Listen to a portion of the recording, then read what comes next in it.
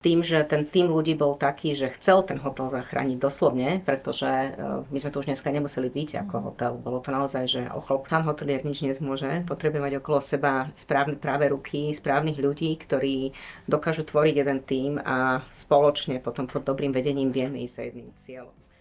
Hotelierstvo je profesia, ktorá stojí a padá na ľuďoch. Na ich energii, vášni, profesionalite, ale aj na schopnosti vytvoriť pre hostí jedinečný zážitok, na ktorý budú ešte dlho spomínať. A práve ľudia, ktorí dokážu túto profesiu posúvať dopredu, sú pre celý sektor mimoriadne dôležití. Mojou dnešnou hostkou je žena s viac ako 20-ročnými skúsenosťami v oblasti hotelierstva. Riaditeľka Apollo hotela Bratislava, ktorá je aktuálne držiteľkou prestížneho ocenenia Hotelier roka, Michaela Pospiš-Grančičová. Miška, vítaj u nás. Ďakujem pekne, dobrý deň. Si výherkyňou 14. ročníka súťaže Hotelier roka a presadila si sa naozaj, že v brutálnej konkurencii tých najšikovnejších manažérov hotelov z celého Slovenska. Čo pre teba osobne získanie tohto titulu znamená?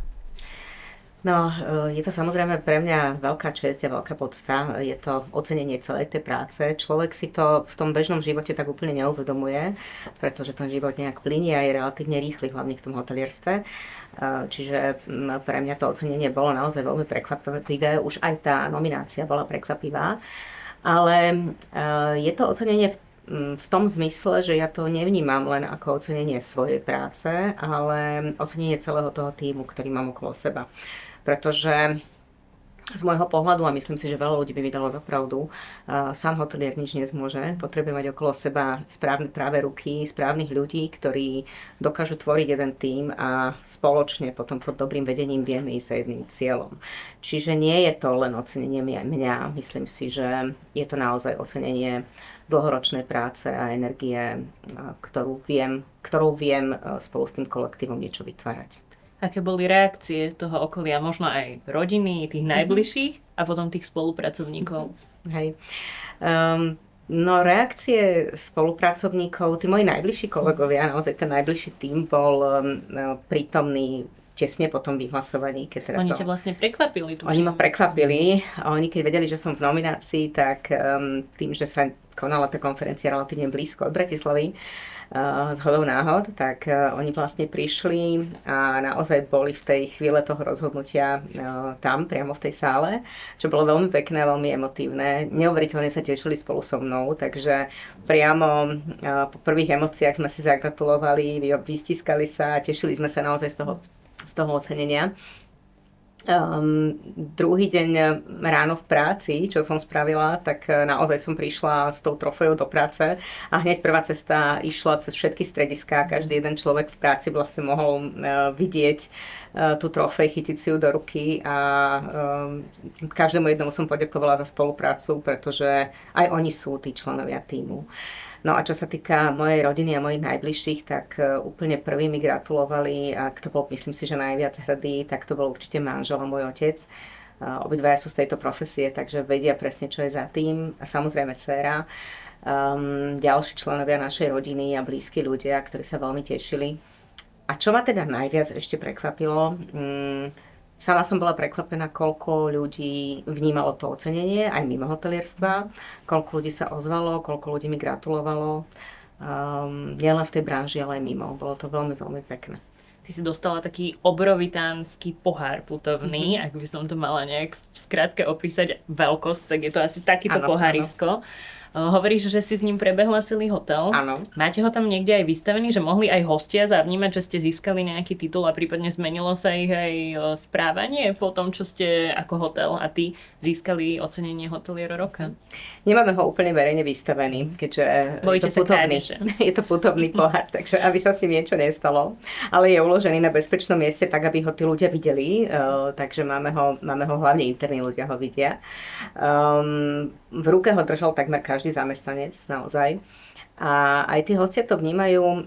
To je znova o tom, že ja som niekedy prekvapená, koľko ľudí sa na to pýta a koľko ľudí to zaregistrovalo a koľko ľudí to stále spomína, že áno, my sme v tom hoteli, kde riaditeľka je hotelierom roka. A vnímajú to, je to určite aj veľký záväzok vzhľadom na poskytovanie kvality služieb a smerom k tomu, čo tí hostia očakávajú.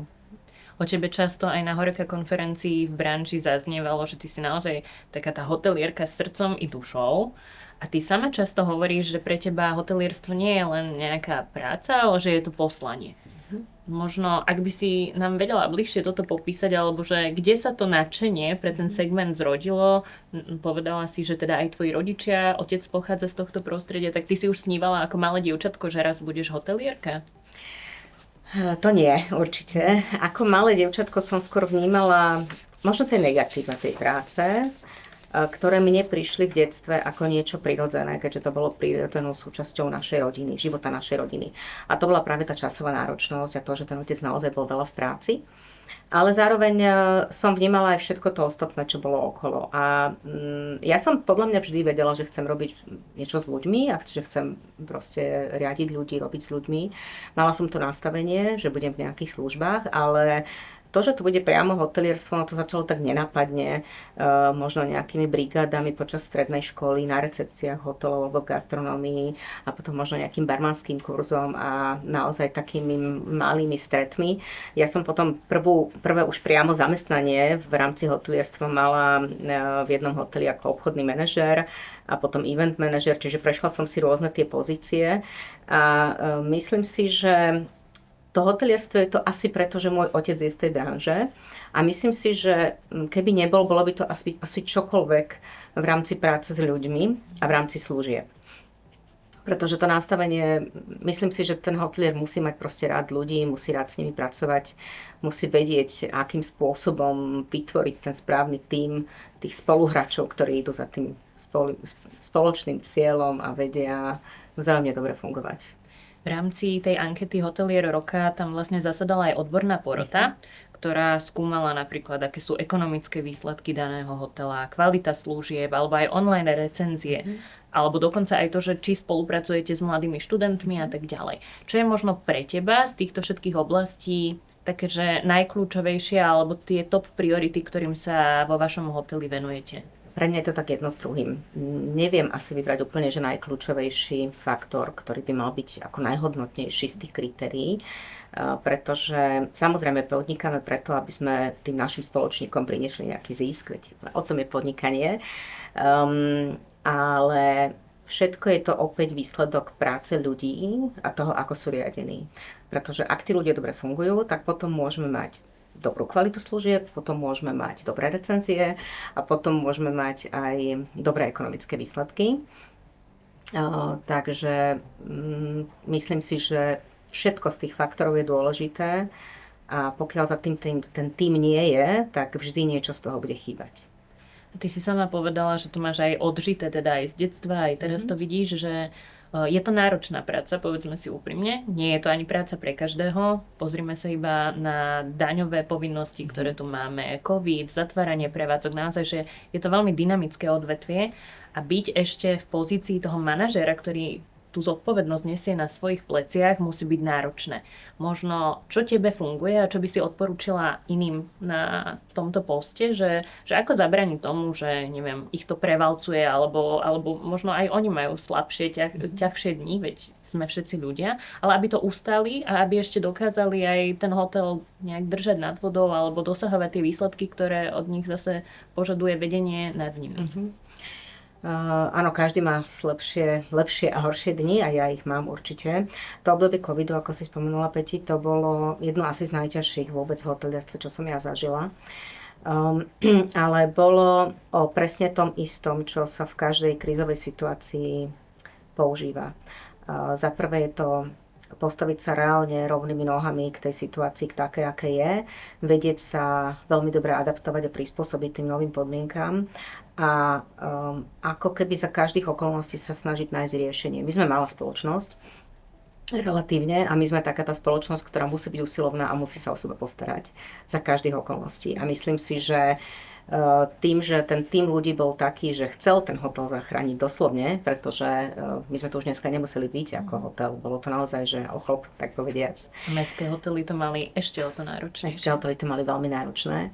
A tí naši ľudia naozaj nás podržali, mnohí ľudia chceli pomôcť, aby sme to celé zvládli a myslím si, že proste chceli sme, prispôsobili sme sa, vedeli sme, že to bude ťažké a verili sme tomu, že raz tá situácia sa zlepší a našťastie sa nám to podarilo, aj sme to veľmi cítili hneď, ako sme mohli podnikať opäť. No a odkiaľ mať tú energiu, každý má nejaké vlastné nastavenie.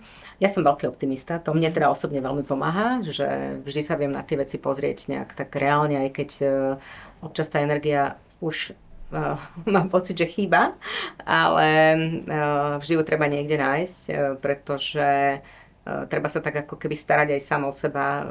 Vyhorený líder nikomu nepomôže, nebude vedieť druhých ľudí motivovať a tí ľudia to jednoducho uvidia. Takže každý si musíme nájsť nejaké vlastné spôsoby. Tá korona na to bola úplne krásna, kde bolo vidieť, že tí, ktorí to dokázali, tak to ustali lepšie, pretože mnohí možno zvolili nejaké nesprávne spôsoby tej sebastarostlivosti. Takže treba sa naozaj starať o to, aby sme vládali ďalej potom byť tým príkladom a ťahať tých ľudí dopredu. Hotelierstvo dnes teda dlhodobo čelí aj akútnemu nedostatku ľudí celkovo, ale aj mladých ľudí. Ako podľa teba motivovať v dnešnej dobe mladých, aby pre nich bola táto práca vôbec dostatočne atraktívna, alebo aby sme vzbudili takéto nadšenie, že oplatí sa aj v tomto sektore, napriek tomu, že to je ťažšia práca, pôsobiť a niečo budovať? Je to určite ťažšia práca. Ja stále hovorím, že práca s ľuďmi je všeobecne ťažšia, ale musíme mať to správne nastavenie, ktoré máme, že s tými ľuďmi pracovať chceme a potom to vieme zvládať. To je podľa mňa ten základ. Mať rád prácu s ľuďmi a pracovať s tými ľuďmi. A potom aj tí mladí ľudia, ktorí dneska prichádzajú, ja už niekoľko rokov hovorím, že ako keby kvalita tej mladej generácie, ktoré prichádza, my máme aj učňov v hoteli, je naozaj z roka na rok lepšia. Ja sa ich vždy pýtam, keď prídu, zistujem, kto chce robiť, kto nechce, prečo prišli do tej práce, čo vlastne chcú robiť do budúcna, či tam chcú zostať. A naozaj vidím zlepšujúcu sa tendenciu, že v minulosti bežne bola situácia taká, že viac ako polovica tých detí nechcela pracovať v tom odbore a boli tam len preto, že iná možnosť nebola. A dnes naozaj väčšina z nich povie, že chce pracovať v tej práci a je to vidieť. Čiže za prvé musia mať radi prácu s ľuďmi a potom tá mladá generácia dnes potrebuje trošku ináč fungovať. Pre nich je veľmi dôležité to, aby sa dobre cítili v tej práci, aby mali možnosť realizovať sa. Hľadajú určite prácu, ktorá pre nich bude dávať zmysel, aby videli tú spätnú väzbu od hostí, od nás. A ja stále hovorím, že treba ich pustiť k práci, treba ich nechať pracovať a ako keby ich viesť a trošku ich vychovať. Čiže na jednej strane dať priestor, na druhej strane dať tie pravidlá, ktoré treba dodržiavať a dať im možnosť rásť. My máme napríklad veľmi veľa kolegov, ktorí sa u nás aj vyučili kedysi dávno pred x rokmi a dnes mnohí z nich zastavujú aj vedúce pozície, že sme im dali možnosť naozaj, aby narastli, mnohých učíme, snažíme sa, aby boli inde, než boli pred rokom. Ty si držiteľkou teda ocenenia Hotelier roka, získala si ho v závere minulého roka. To je prakticky najvyššia forma uznania v tejto branži. Ale logická otázka, ktorú zrejme dostávaš, je, že teda čo ďalej? Kam sa ideš ty ďalej posúvať a ako byť ešte lepší? Tak možno čo sú také tvoje sny alebo vízie do budúcna? Ja neviem povedať, že či mám nejaký sen v rámci hotelierstva. Ja som ho vlastne ani nikdy asi úplne nemala. Ja som proste len pred pár rokmi začala pracovať v hotelierstve a keď sa na seba tak pozriem kriticky, tak ja som bola naozaj vždy veľmi taká usilovná, pracovitá a vždy, do čoho som sa pustila, to mi proste podarilo tou vlastnou prácou. Takže ono to tak prirodzene všetko išlo a plynulo a aj to ocenenie, naozaj si ho veľmi vážim, ale teraz to neznamená, že by to bol nejaký ten vrchol. Proste aj po ocenení sa pokračuje ďalej. Ja neviem, povedať, že by som mala nejaké úplne že ciele, čo ďalej v hotelierstve. Proste chceme naďalej zvládať tie výzvy, ktoré život prináša, posúvať hotel ďalej, ak viem možno ovplyvniť nejakých ľudí okolo seba, alebo ich niečo naučiť, čo je určite časť tej mojej práce, ktorá ma veľmi baví a naplňa. A pozrieť sa potom spätne na všetkých tých ľudí, ako okolo vyrastli, tak to je určite to, v čom chcem pokračovať. Čiže neočakávam nejakú úplne že zmenu, alebo teraz niečo iné. Ak by si na záver mohla mladému človeku, ktorý možno teraz uvažuje o tom, že či ísť študovať alebo pracovať v Horeca segmente, dať radu, že či do toho ísť alebo neísť. Ak ho napríklad okolie odhovára, alebo si hovorí, že neviem a má to zmysel, nemá, čo by si mu odporúčila? No, je to krásna práca. Je to krásna práca, ktorá je veľmi dynamická. Určite je vhodná pre ľudí, ktorí majú radi prácu s ľuďmi, ktorí sú dynamickí, ktorí hľadajú veľmi aktívnu a rôznorodú prácu, kde naozaj takmer ani jeden deň nebude úplne rovnaký ako ten predtým. Práca, kde vás veľa vecí vie aj po desiatkách rokov v nej stále prekvapiť, čo by človek už ani nepovedal.